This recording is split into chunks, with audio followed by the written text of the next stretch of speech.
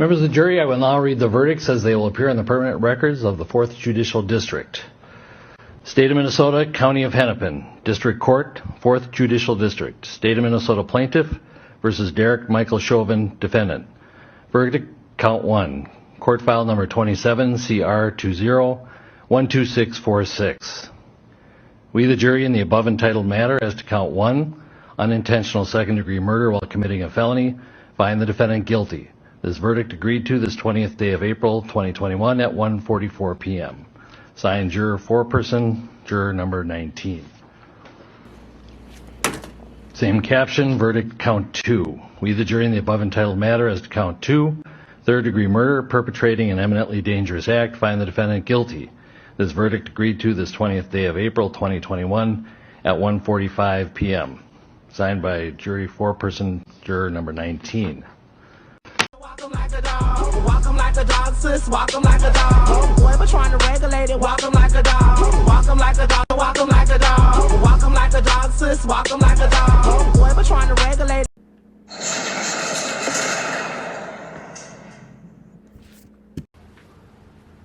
Oh, there's my little throat goddess.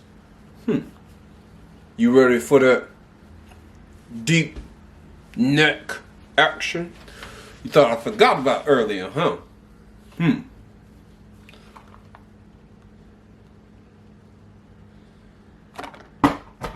You dropped that. And we could do this the easy way or the hard way. The choice is yours. Turn around. You know what to do. I'm about to get some. I need some. No. Big Bubba gonna treat you real nice. Perk them cheeks up now.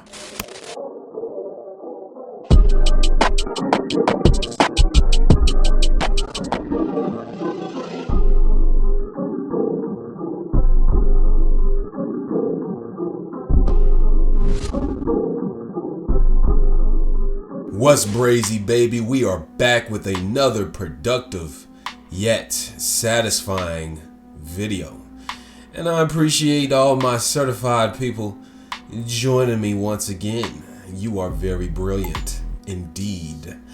Now, this week has been a week of celebration ever since the conviction of Mr. Derek Chauvin. Now, if you've been living under a rock, Mr. Chauvin has been the animal that has pretty much committed a crime himself. A crime of homicide, yet still felt that he was not guilty. Now, anybody that has seen the video, and if you was to watch it, you would full-heartedly agree, especially if you have a brain and competence and an IQ higher than room temperature, to know that this man literally took another man's life. Now, what brings this topic to my channel is me being the same color as the gentleman whose life has been taken, and the issue has been forever that's going on in society. And what's sad is, it's a blind eye turned to it every chance people get. It might not affect a lot of people the same as it affect me, but I will tell you this: I will use my platform to spread my own voice. It's really sad in this world where some kids don't even have to be taught, hey, when you get pulled over, make sure you do not say nothing. Make sure you do not make any sudden moves, or that could be your last move. It's sad that there's a lot of kids that don't have to worry about that in this world. Yet you still have people out there, well, if he would comply, if you this and that, right? At the same time being completely ignorant to the fact that perception, everybody's perception is different of each other. Stigmatisms, tropes, and stereotypes are pushed constantly, daily, day in, day out. And with that being said, that puts a lot of people in a vulnerable position to get murdered. And for the ones who's doing the murdering, the ones that's supposed to protect and serve, they get off with scotch-free. Like, oh, that's just another one that wasn't doing what they're supposed to do. That didn't comply. Like, it's a useless human life. Like, I was just doing my job. He shouldn't have did this. He shouldn't have did that. Right? When a person is unarmed, you have to be a weak individual to feel that you need to use deadly force, especially when you're already trained in that department to know how to retain somebody or without deadly use, that especially if they don't have a weapon. Let's take this next instance, this next story, for example. And I'm representing North Kakalaki up in here, North Carolina. Right after Derek Chauvin's case, I mean, literally right after, where the whole country paying attention to see about this man's conviction, another shooting happened here where I reside in North Carolina.